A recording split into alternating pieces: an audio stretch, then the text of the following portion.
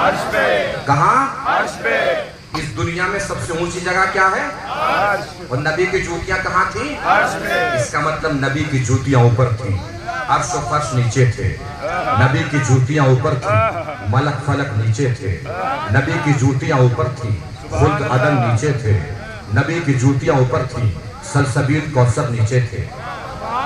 ہاں، واہ واہ تو اب کریں گے آپ جب میں خطابت دکھانے جاؤں گا. اب بانداز خطابت سن لیجئے. سب سے نیچے ہے زمین. کیا ہے سب سے نیچے؟ زمین کے اوپر ہے پہلا آسمان.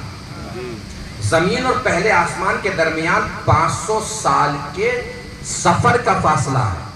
مطلب ایک گھڑ سوار تیز گھوڑے پہ سوار ہو کے چلنا شروع کرے 500 سال تک راستہ جتنا طے ہوگا. یہ فاصلہ ہے زمین اور پہلے آسمان کے بیچ میں. پہلے آسمان کا نام برقیہ ہے. پہلے آسمان کے اوپر ہے دوسرا آسمان جس کا نام قیدوم ہے. دوسرے آسمان کے اوپر ہے تیسرا آسمان جس کا نام ماعون ہے. اس کے اوپر ہے چوتھا آسمان. اس کے اوپر ہے پانچواں آسمان. اس کے اوپر ہے چھٹا آسمان. اس کے اوپر ہے ساتواں آسمان. اس کے اوپر ہے خلا.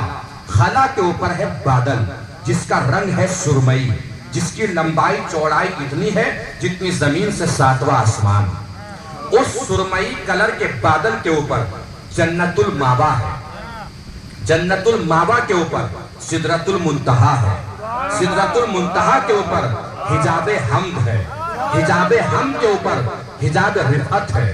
حجاب رفعت کے اوپر حجاب عظمت ہے. حجاب عظمت کے اوپر حجاب شوکت ہے. حجاب شوکت کے اوپر حجاب جبروت ہے. حجاب جبروت کے اوپر حجاب صبر ہے. حجاب صبر کے اوپر حجاب رضا ہے. حجاب رضا کے اوپر حجاب حلم ہے. حجاب حلم کے اوپر حجاب علم ہے. حجاب علم کے اوپر کرسی ہے. کرسی کے اوپر عرش ہے. عرش کے اوپر نبی کی جوتیاں ہیں. نہیں پہنچی بات؟ نہیں توجہ فرمائی؟ زمین کے اوپر آسمان، پھر دوسرا، پھر تیسرا، پھر چوتھا، پھر پانچواں، پھر چھٹا، پھر ساتواں. اس کے اوپر خلا. خلا کے اوپر بادل. بادل کے اوپر جنت الماوا. جنت الماوا کے اوپر سدرۃ المنتہا.